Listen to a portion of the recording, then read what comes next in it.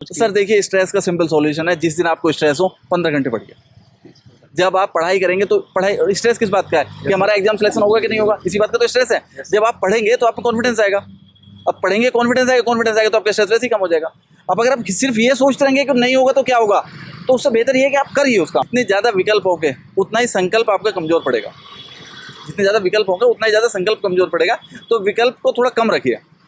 अभी लेखपाल का एग्जाम, फिर उसके बाद टीजीटी पीजीटी का एग्जाम, और इतने एग्जाम, हर महीने नया एग्जाम। हर एग्जाम का अलग सिलेबस है, हर एग्जाम की अलग रिक्वायरमेंट है।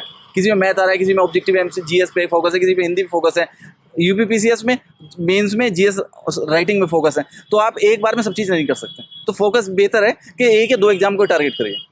ये नहीं कि आज यहाँ कल वहाँ कल वहाँ, तो उससे क्या होता है, आप किसी भी एग्जाम में एक्सेल नहीं कर पाएंगे, और एक्सेल नहीं कर पाएंगे तो आपका रिजल्ट हो सकता है उम्मीद के मुताबिक ना आए।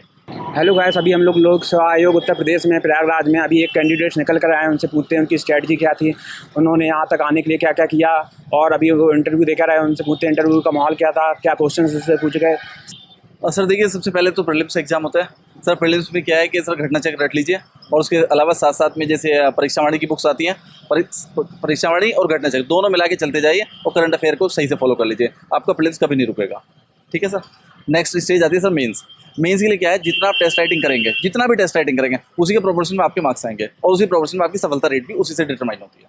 जितनी भी आप टेस्ट राइटिंग करेंगे, हो सकता है कि आप बेहतर तो ये है कि आप कोचिंग टेस्ट ज्वाइन कर लीजिए। अगर आप सेल्फ राइटिंग कर सकते हैं तो डेली सुबह शाम लिखिए आप। और मैंने यही किया, तभी टेस्ट राइटिंग किया डेली सुबह शाम में, तभी मैं इधर आ गया इंटरव्यू के। सर आपका ऑप्शनल क्या था, आपका मीडियम कौन सा था? सर मेरा ऑप्शनल हिस्ट्री है और मेरा मीडियम इंग्लिश है।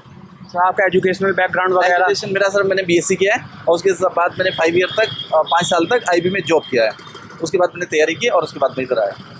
सर आपकी बीएससी कहाँ से हुई सर? सर बीएससी मैंने मेरठ यूनिवर्सिटी से किया।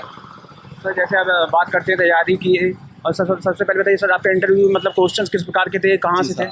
सर इंटरव्यू मेरा श्रीवास्तव सर के बोर्ड में था, और उन्होंने सारे क्वेश्चन जो हिस्ट्री ऑप्शनल से और साइंस से, और 1-2 सवाल उन्होंने करंट अफेयर से पूछा। इसके अलावा सर कुछ नहीं। ये ऐसे क्वेश्चन जो सिचुएशन बेस्ड हो या करंट अफेयर? अरे मुझसे सिचुएशन बेस्ड नहीं पूछा कुछ भी सवाल। मुझे हिस्ट्री में ही कि त्रिकोणात्मक संघर्ष हुआ कन्नौज के लिए, वो क्या था वो बताइए। फिर उसके बाद थोड़ा एग्रीकल्चर के बारे में पूछा, गंगा नदी कहाँ से बहती है, कौन जिले में से बहती है, वो पूछा। और जो है और पूछा उन्होंने कि ये सस्टेनेबल डेवलपमेंट क्या होता है एग्रीकल्चर में, एग्रीकल्चर के बेस 2-3 सवाल पूछे। क्रॉप साइकिल क्या होता है, यही सवाल पूछे उन्होंने मुझसे। ओके सर, जैसे अब यूपीएससी पीसीएस, आप इससे पहले यूपीएससी के भी आपने अटेम्प्ट दिए थे, उसमें कोई जर्नी रही आप उसके बारे में? सर मैंने यूपीएससी नहीं दिया सर, मैं आईबी में आया। आईबी के बाद मैंने यूपी देना स्टार्ट किया, और सर उसके बाद मैंने मेन जो कोर क्रक्स है इसका वो टेस्ट राइटिंग, और जितने सिनॉप्सिस आप छोटे बना लेंगे उतने सिनॉप्सिस को रिवाइज करिए, और रिवाइज करके आप उसकी टेस्ट राइटिंग करिए। तो आप ये यूपी पीसीएस की जर्नी बोले तो कब से आप तैयारी कर रहे हैं इसमें? सर यूपी पीसीएस का मेरा ये 4th इंटरव्यू है। 4th इंटरव्यू है जी सर। ओके सर, हाँ। क्या कमी रह जाती है जो सर आप फाइनल लिस्ट में लास्ट में नहीं आ पा रहे हैं? नहीं, लास्ट में आ पाते। बिल्कुल सही सवाल पूछा आपने।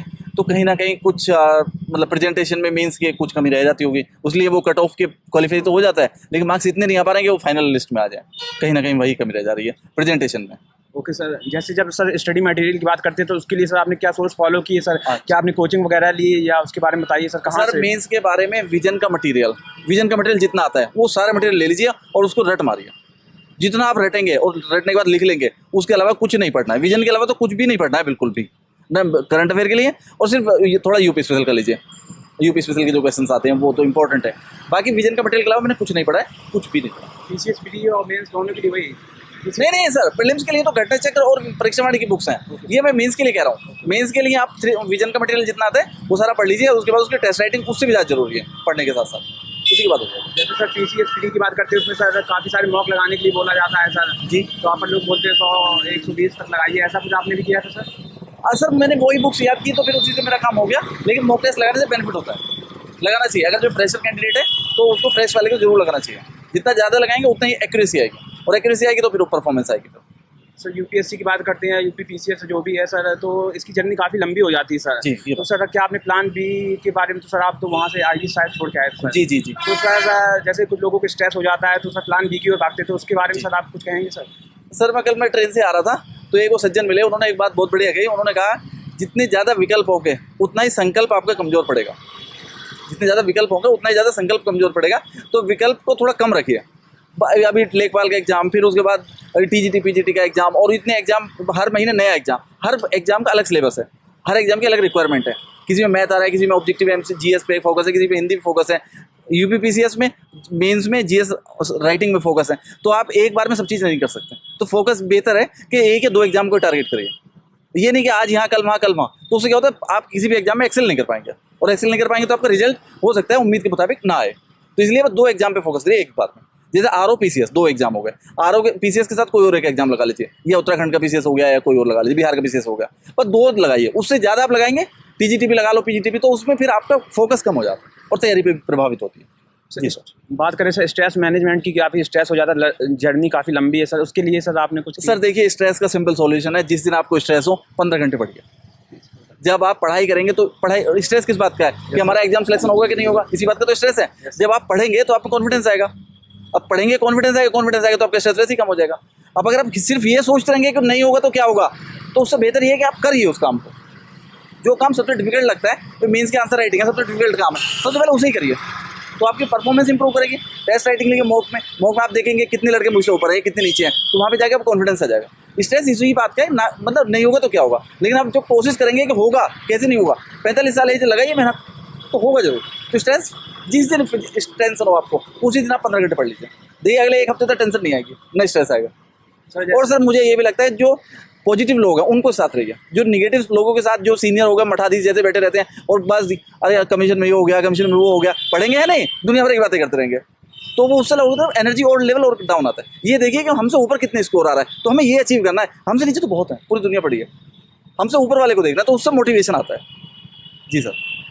जैसे आपने आईबी की सर जॉब छोड़ के सर आपने यूपीएससी या यूपीपीसीएस का जो विकल्प चुना सर, काफ़ी सर एक मतलब स्ट्रांग डिसीजन हो जाता है सर, एक जॉब जो आप चल रही है उसको छोड़कर, एक क्योंकि इनमें अनसर्टेनिटी बहुत ज़्यादा है सर इस वाले पीसीएस में। जी सर, उसके लिए मोटिवेशन सर कहाँ से मिला सर आपको? सर मोटिवेशन सर सबसे बड़ा मोटिवेशन तो फैमिली सपोर्ट होती है। सर देखिए, जब फैमिली सपोर्ट, फैमिली सुबह से शाम आपको बोले ना बेटा पढ़ाई करो, तो आपका मोटिवेशन लेवल वैसे ही हाई हो जाता है कि 2 घंटे और पढ़ लें। तो फैमिली में अम्मी पापा वाइफ बहन भाई सब लोग बोलते हैं कि नहीं पढ़ाई करो, ये हो जाएगा, तो उससे क्या होता है कि और 2 घंटे पढ़ने का मन करता है। तो सर मोटिवेशन का सोर्स वही है। और सेल्फ मोटिवेशन तो सर पढ़ने के लिए तो आपको अल्टीमेटली फैमिली सपोर्ट चाहिए, पढ़ना तो आपको ही पड़ेगा, और जब आपको पढ़ना पड़ेगा तो अंदर से मोटिवेशन चाहिए। तो सर वही मोटिवेशन का हम देख रहे हैं, आपके सामने है। Okay sir. जी सर। फ्रेंड सर्किल सर कुछ आपका हेल्प किया हो इस जर्नी में सर? सर फ्रेंड सर्कल से क्या होता है कि जैसे मैं अभी यही वाला अटैम्प्ट है, तो इसमें हमारे एक दोस्त है पंकज, तो पंकज भाई ने क्या करा कि हम दोनों बैठ के सुबह शाम टेस्ट राइटिंग करते थे दोनों। उनका टेस्ट राइटिंग स्ट्रॉन्ग है, उनका नॉलेज थोड़ा सा कम है, मुझे नॉलेज ज़्यादा है उनको, तो वो दोनों का बैलेंस हो गया, तो दोनों को इंटरव्यू को लग गई।